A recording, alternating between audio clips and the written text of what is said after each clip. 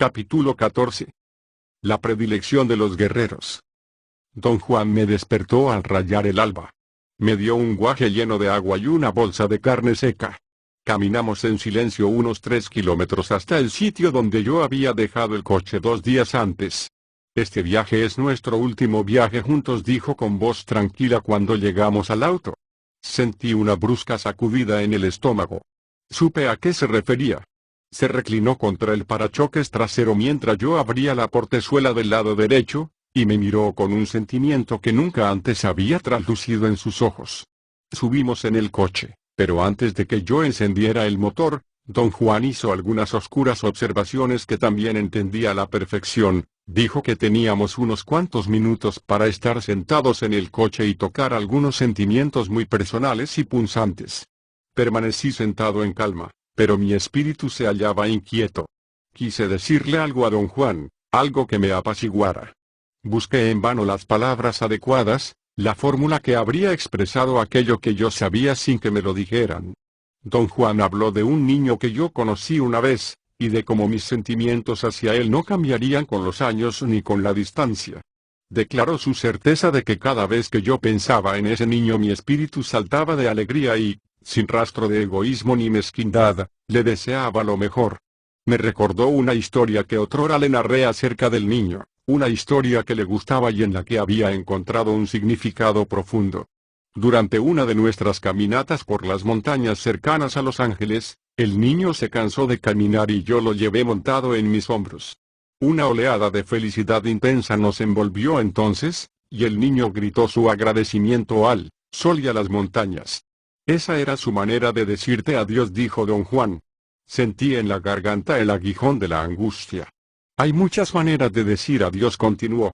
¿Acaso la mejor es sostener un recuerdo especial de alegría? Por ejemplo, si vives como guerrero, el color que sentiste cuando llevabas en hombros al niño será fresco y cortante durante todo el tiempo que vivas. Esa es la manera en que un guerrero dice adiós. Encendí apresuradamente el motor, y manejé más rápido que de costumbre sobre el duro terreno rocoso, hasta que llegamos a la carretera sin pavimentar. Seguimos en coche una corta distancia y recorrimos a pie el resto del camino. Cosa de 1 hora después, llegamos a una arboleda. Don Genaro, Pablito y Néstor nos aguardaban, allí. Los saludé. Todos se veían felices y vigorosos. Al contemplarlos, a ellos y a don Juan, me inundó un sentimiento de profunda empatía. Don Genaro me abrazó y me dio palmadas afectuosas en la espalda. Dijo a Néstor y a Pablito que yo me había desempeñado muy bien al saltar al fondo de una cañada. Con la mano todavía en mi hombro, se dirigió a ellos en voz alta. Sí, señor, dijo mirándolos. Yo soy su benefactor y sé que eso fue lo mejor que ha hecho hasta hoy. Le costó años de vivir como guerrero. Se volvió hacia mí y puso su otra mano en mi hombro. Sus ojos relucían apaciblemente. No hay otro modo de decirlo, Carlitos, dijo, pronunciando despacio las palabras. Excepto que tenías cantidades de caca en las tripas.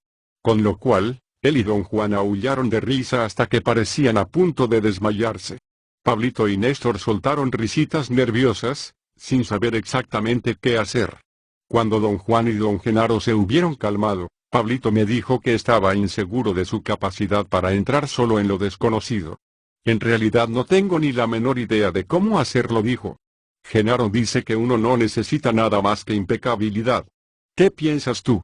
Le contesté que yo sabía incluso menos que él. Néstor suspiró, parecía seriamente preocupado. Movía nerviosamente las manos y la boca como si estuviera a punto de decir algo importante y no hallara el modo. Genaro dice que a ustedes dos les va a ir bien, dijo por fin. Don Genaro hizo un ademán para indicar que nos íbamos. Él y don Juan caminaron juntos, unos metros por delante de nosotros. Casi todo el día seguimos el mismo sendero montañés. Todos llevábamos una provisión de carne seca y un guaje de agua, y se entendía que comeríamos sobre la marcha. En cierto punto, el sendero se convirtió definitivamente en un camino. Se curvaba para rodear una ladera. De pronto, el panorama de un valle se desplegó frente a nosotros. Era un espectáculo que cortaba el aliento, un largo valle verde resplandeciente de sol. Había sobre él 2 magníficos arcoíris, y retazos de lluvia sobre las colinas circundantes. Don Juan se detuvo y adelantó la barbilla para señalar a don Genaro algo que había en el valle. Don Genaro meneó la cabeza. No era un gesto afirmativo ni negativo, era más bien una especie de respingo. Ambos quedaron inmóviles largo rato, escudriñando el valle. Dejamos el camino y tomamos lo que parecía un atajo. Empezamos a descender por una senda más estrecha y azarosa que llevaba a la parte norte del valle. Cuando llegamos al terreno llano, mediaba la tarde. Me vi allí envuelto en el fuerte aroma de sauces acuáticos y tierra mojada. Durante un momento la lluvia fue un suave rugido verde sobre los árboles cercanos a mi izquierda, luego se convirtió en un temblor entre los juncos. Oí la carrera de un arroyo. Miré hacia la copa de los árboles, los altos cirros en el horizonte oeste parecían bolas de algodón desparramadas en el cielo. Me quedé observando las nubes el tiempo suficiente para que todos se me adelantaran un buen trecho. Corrí en pos de ellos. Don Juan y don Genaro se detuvieron y voltearon al unísono, sus ojos se movieron y me enfocaron con tan uniforme precisión que ambos parecían una sola persona. Fue una breve mirada estupenda que me produjo escalofríos. Luego don Genaro rió y dijo que yo corría a trastazos, como un mexicano de 100 kilos y pies planos. ¿Por qué mexicano?, preguntó don Juan. Un indio de 100 kilos y pies planos no corre, dijo don Genaro en tono explicativo. Ah, dijo don Juan como si don Genaro hubiese en realidad explicado algo. Cruzamos el estrecho valle y trepamos a las montañas del lado oeste.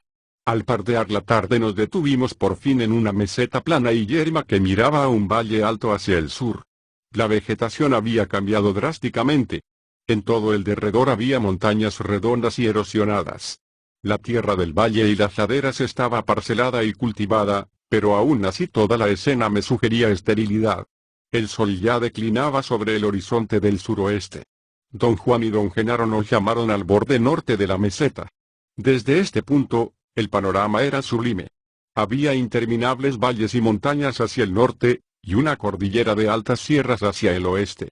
El sol reflejado en las distantes montañas del norte las hacía aparecer anaranjadas, del color de los bancos de nubes hacia occidente. Pese a su belleza, el paisaje era triste y solitario. Don Juan me dio mi libreta, pero yo no sentía deseos de tomar notas.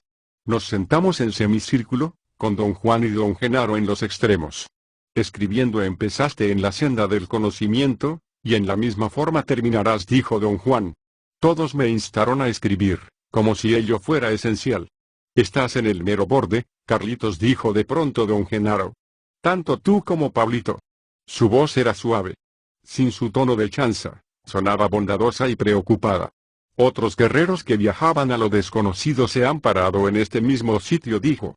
Todos ellos desean el bien a ustedes dos. Sentí un escarceo en torno mío, como si el aire hubiera sido menos sólido y algo hubiese creado una ola que lo recorría. Todos nosotros, los que estamos aquí, les deseamos el bien a ustedes dos, dijo. Néstor abrazó a Pablito y a mí y luego se sentó aparte. Todavía nos queda algo de tiempo, dijo don Genaro, mirando el cielo. Y luego, volviéndose hacia Néstor, preguntó, ¿qué debemos hacer mientras tanto? Reír y gozar, repuso Néstor ágilmente. Dije a don Juan que tenía pavor a lo que me aguardaba, y que ciertamente me habían llevado a ello a fuerza de engaños, yo que ni siquiera había imaginado que existieran situaciones como la que Pablito y yo vivíamos. Dije que algo en verdad imponente se había apoderado de ML, y que me había empujado poco a poco hasta llevarme a encarar algo tal vez peor que la muerte. Ya te estás quejando otra vez, dijo don Juan con sequedad. Te vas a tener lástima hasta el último minuto. Todos rieron. Don Juan tenía razón. ¡Qué impulso invencible! Y yo que creía haberlo desarraigado de mi vida.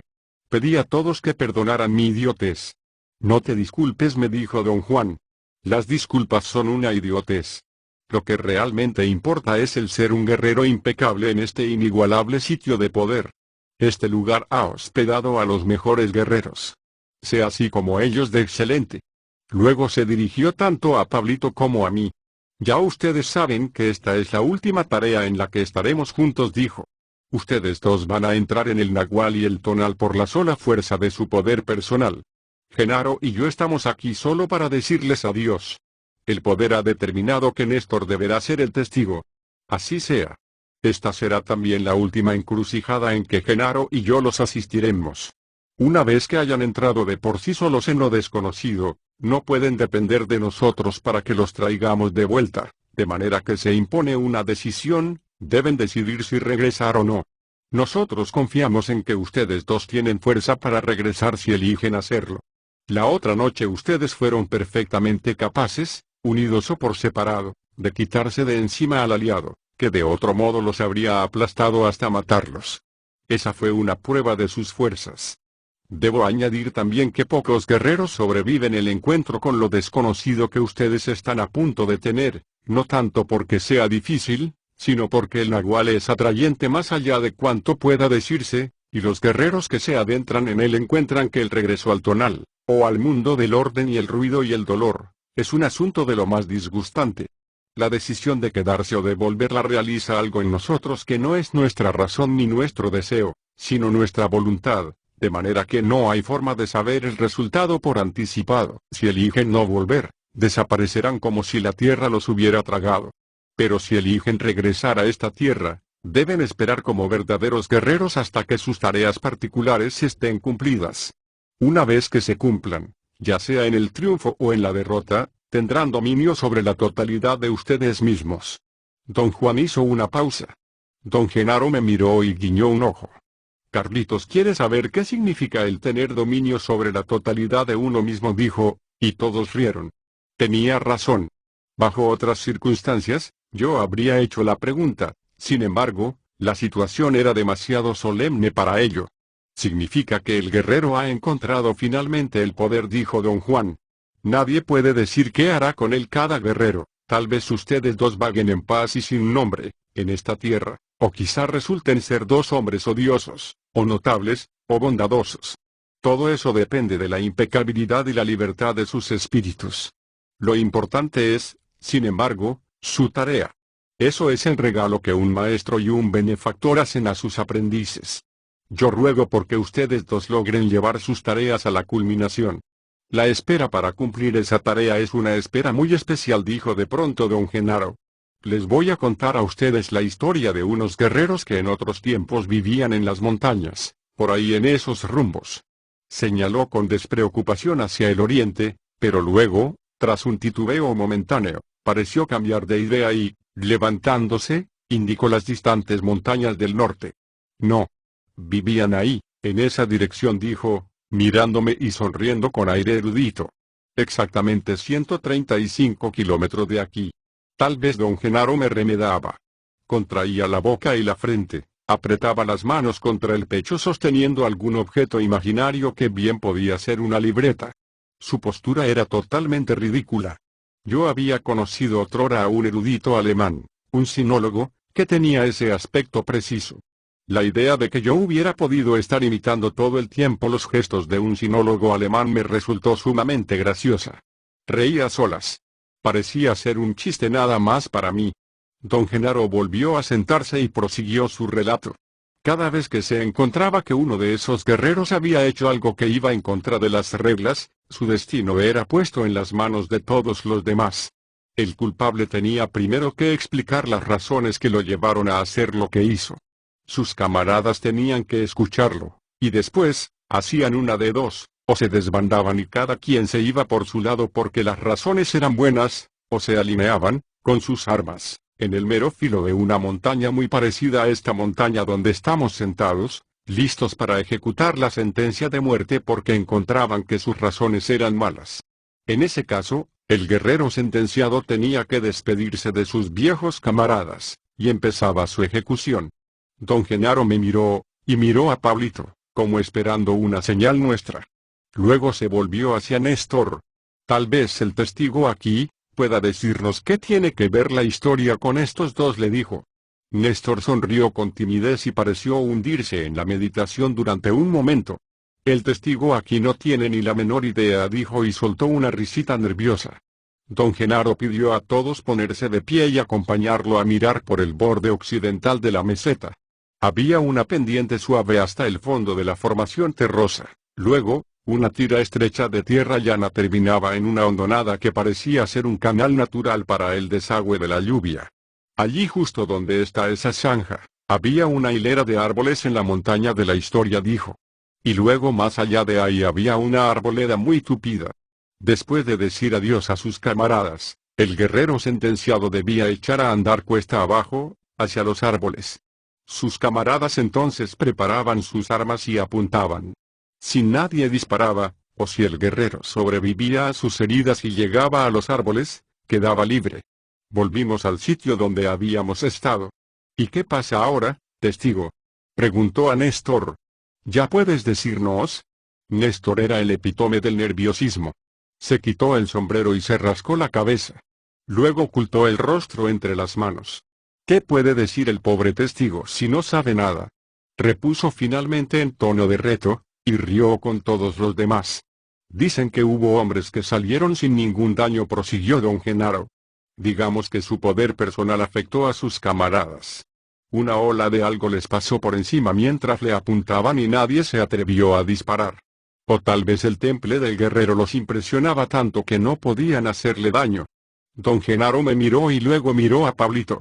Había una condición puesta para esa caminata hasta el borde de la arboleda, continuó.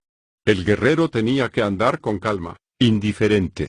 Sus pasos tenían que ser seguros y firmes, sus ojos tenían que mirar al frente, sin pena ni miedo. Tenía que bajar sin tropezar, sin volver la cara, y sobre todo sin correr. Don Genaro hizo una pausa, Pablito asintió con la cabeza. Si ustedes dos deciden regresar a esta tierra, dijo don Genaro, tendrán que esperar, como verdaderos guerreros, hasta haber cumplido sus tareas. Esa espera es muy parecida a la caminata del guerrero en la historia. Como se ve, a ese guerrero ya no le quedaba más tiempo humano, y a ustedes dos tampoco. La única diferencia está en quién les apunta. Los que apuntaban al guerrero eran sus propios camaradas. Pero los que a ustedes les apuntan son los tiradores de lo desconocido. Y lo único que ustedes dos tienen es la impecabilidad. Deben esperar sin mirar hacia atrás. Deben esperar sin pedir nada. Y deben dirigir todo el poder personal que tengan a cumplir la tarea. Si ustedes no actúan impecablemente, si empiezan a inquietarse, si se impacientan o se desesperan, serán cortados sin misericordia por los tiradores de lo desconocido. Si, por el contrario, su impecabilidad y poder personal son tales que les permiten cumplir sus tareas, lograrán entonces la promesa del poder.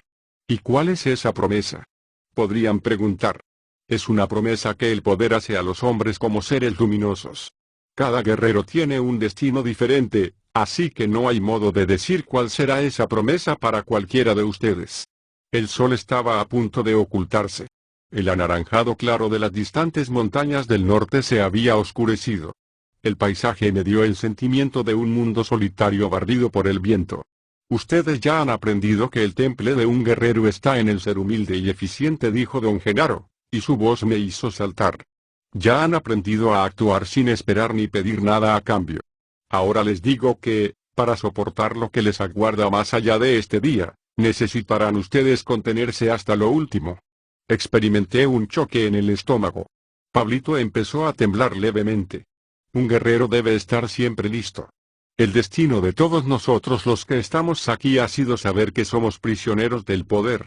Nadie sabe por qué nosotros en particular, pero qué buena suerte. Don Genaro calló y bajó la cabeza como exhausto. Yo nunca lo había oído hablar en esos términos. Aquí es obligatorio que el guerrero diga adiós a todos los presentes y a todos los que deja atrás, dijo de pronto don Juan. Debe hacerlo en sus propias palabras y en voz alta, para que su voz se quede para siempre en este sitio de poder. La voz de don Juan añadió otra dimensión a mi estado de ser en ese momento. Nuestra conversación en el coche se hizo doblemente conmovedora.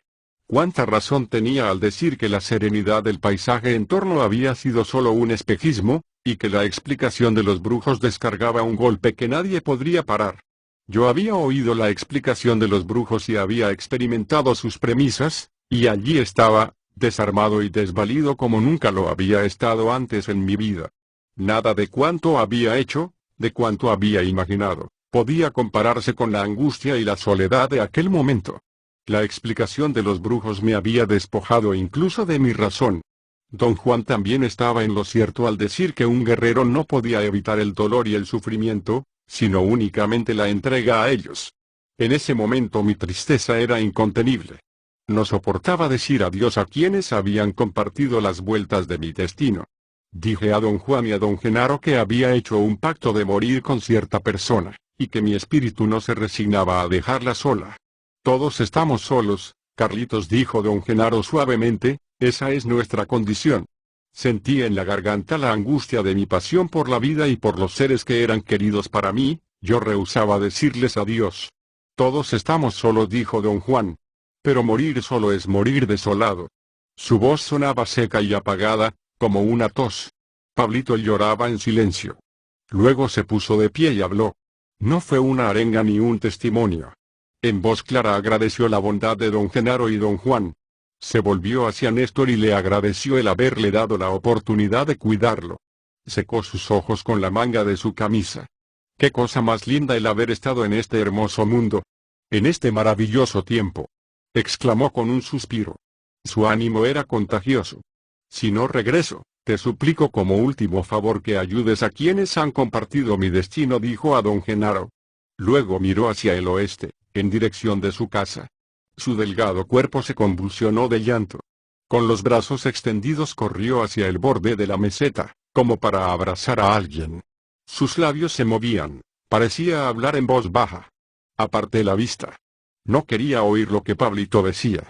Regresó a donde estábamos sentados, se dejó caer junto a mí y bajó la cabeza. Yo era incapaz de decir nada. Pero súbitamente una fuerza exterior pareció tomar las riendas y me hizo levantarme, y también yo dije mi gratitud y mi tristeza. Guardamos silencio de nuevo. El viento del norte susurraba, soplando contra mi rostro. Don Juan me miró. Nunca había visto tanta bondad en sus ojos. Me dijo que un guerrero se despedía dando las gracias a todos los que habían tenido para él un gesto de bondad o de preocupación, y que yo debía expresar mi gratitud no solo hacia ellos sino también hacia aquellos que me habían cuidado y ayudado en mi camino. Miré hacia el noroeste, hacia Los Ángeles, y todo el sentimentalismo de mi espíritu se vertió. Qué descarga purificadora fue esa expresión de gracias. Me senté de nuevo. Nadie me miró. Un guerrero reconoce su dolor pero no se entrega a él, dijo don Juan. Por eso el sentimiento de un guerrero que entra en lo desconocido no es de tristeza, al contrario, está alegre porque se siente humilde ante su gran fortuna, confiado en la impecabilidad de su espíritu, y sobre todo, completamente al tanto de su eficiencia. La alegría del guerrero le viene de haber aceptado su destino, y de haber calculado de verdad lo que le espera. Hubo una larga pausa. Mi tristeza era suprema. Quise hacer algo por librarme de tal opresión. A ver, ese testigo, aplasta tu cazador de espíritus, dijo don Genaro a Néstor. Oí el fuerte y ridículo sonido del artefacto en cuestión. Pablito rió casi hasta la histeria, y también don Juan y don Genaro. Advertí un olor peculiar y me di cuenta de que Néstor había soltado un pedo. Lo horrendamente chistoso era la gran expresión de seriedad en su rostro. No se había pedorreado como guasa, sino porque no traía su cazador de espíritus. Quería ayudar como mejor podía. Todos rieron con abandono. Qué facilidad tenían para pasar de las situaciones sublimes a las totalmente cómicas. De pronto, Pablito se volvió hacia mí. Quiso saber si era yo poeta, pero antes de que pudiera responderle, don Genaro hizo una rima. Carlitos es un chingón, tiene un poco de poeta, de loco y de cabrón, dijo. Todos sufrimos otro ataque de risa. Este es un mejor humor, dijo don Juan.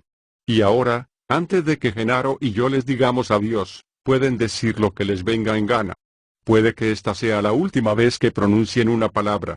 Pablito negó con la cabeza, pero yo tenía algo que decir. Quería expresar mi admiración, mi respeto por el exquisito temple del espíritu guerrero de don Juan y don Genaro. Pero me enredé en mis palabras y finalmente no dije nada. O peor aún, terminé hablando como si de nuevo me quejara. Don Juan meneó la cabeza y chasqueó los labios en un remedo de reprobación. Reí involuntariamente, no importaba, después de todo, que hubiese arruinado la oportunidad de expresarles mi admiración. Un sentimiento muy atrayente empezaba a poseerme, cierto alborozo y alegría, una libertad exquisita que me hacía reír. Dije a don Juan y a don Genaro que el resultado de mi encuentro con lo desconocido me importaba un cacahuate, que me sentía feliz y completo, y que el vivir o el morir carecían de valor para mí en esos momentos. Don Juan y don Genaro parecieron disfrutar mis aseveraciones todavía más que yo. Don Juan se golpeó el muslo y se echó a reír.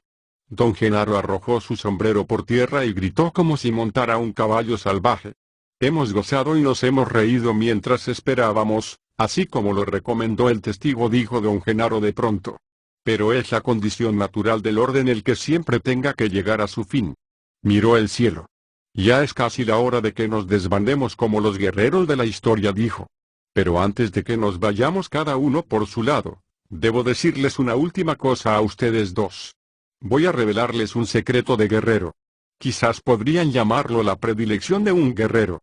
Centrando en mí su atención particular, dijo que en una ocasión yo había opinado que la vida de un guerrero era fría y solitaria y carente de sentimientos. Añadió que incluso en aquel preciso instante yo me había convencido de que así era. La vida de un guerrero no puede en modo alguno ser fría y solitaria y sin sentimientos, dijo, porque se basa en su afecto, su devoción, su dedicación a su ser amado. ¿Y quién, podrían ustedes preguntar, es ese ser amado? Yo se los voy a mostrar ahora mismo. Don Genaro se puso en pie y caminó despacio hasta un área perfectamente llana, justamente frente a nosotros, a unos 3 metros de distancia. Allí hizo un curioso gesto. Movió las manos como si barriera el polvo de su pecho y su estómago. Entonces ocurrió algo extraño. Un destello de luz casi imperceptible lo atravesó, salió del suelo y pareció encender todo su cuerpo.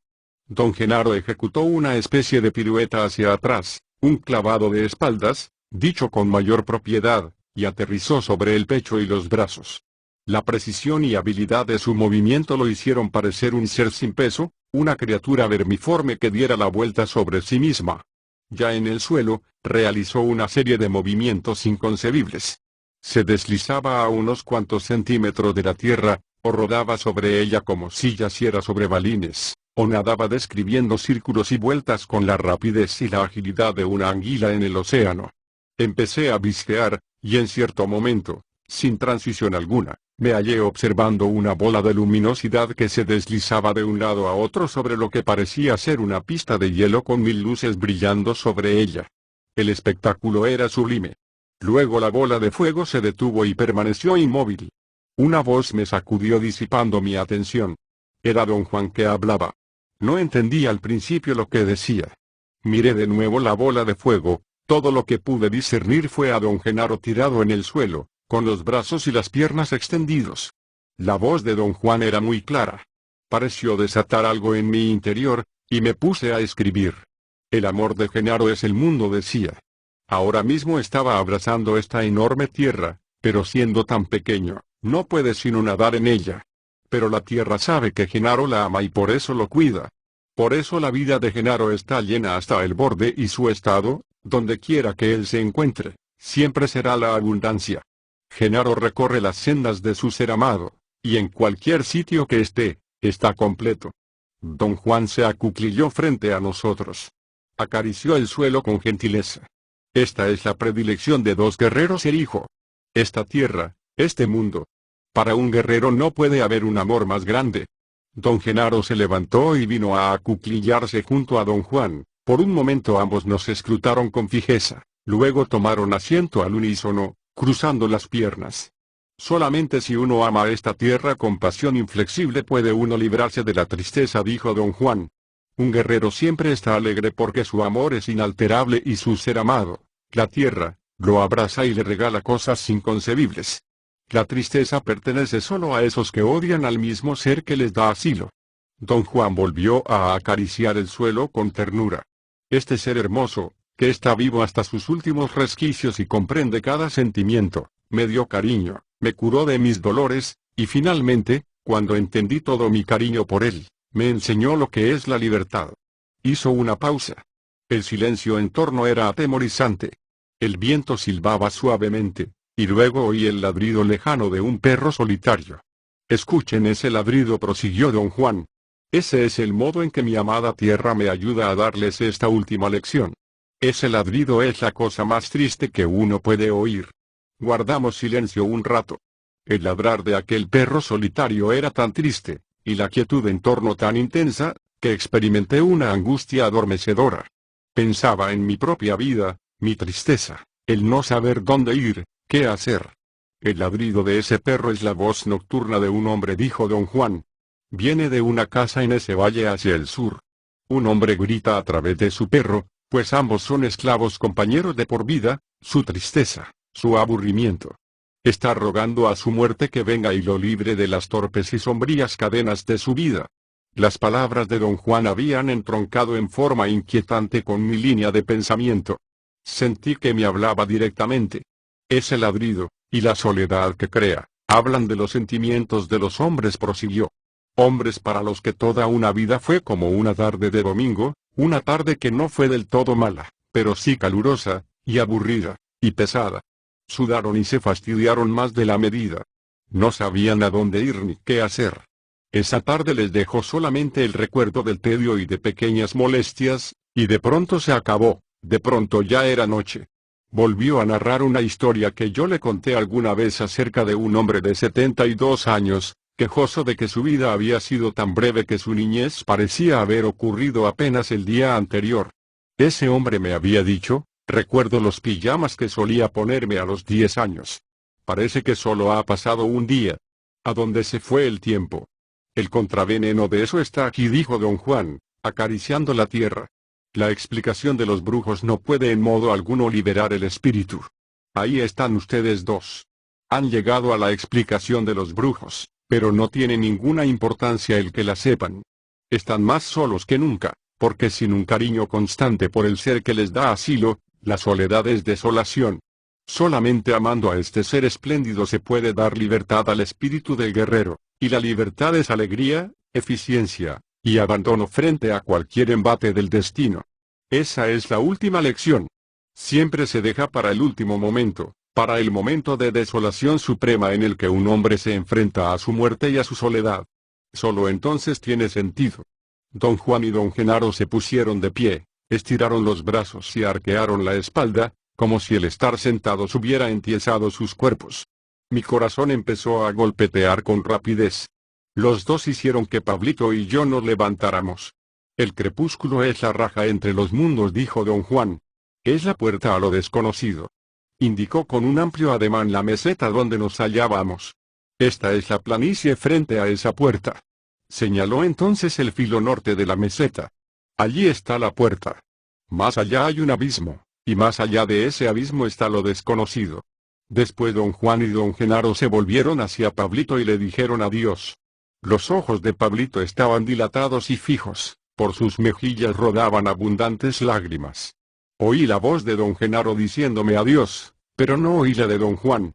Don Juan y don Genaro se acercaron a Pablito y susurraron brevemente en sus oídos. Luego vinieron hacia mí, pero antes de que susurraran nada, yo ya tenía la peculiar sensación de estar partido. Ahora nosotros seremos otra vez polvo en el camino, dijo don Genaro. Tal vez algún día otra vez vuelva a entrar en tus ojos. Don Juan y don Genaro retrocedieron y parecieron perderse en la oscuridad. Pablito me tomó del antebrazo y nos dijimos adiós. Entonces un extraño impulso, una fuerza, me hizo correr con él hacia el filo norte de la meseta. Sentí que su brazo me sostenía cuando saltamos, y luego quedé solo.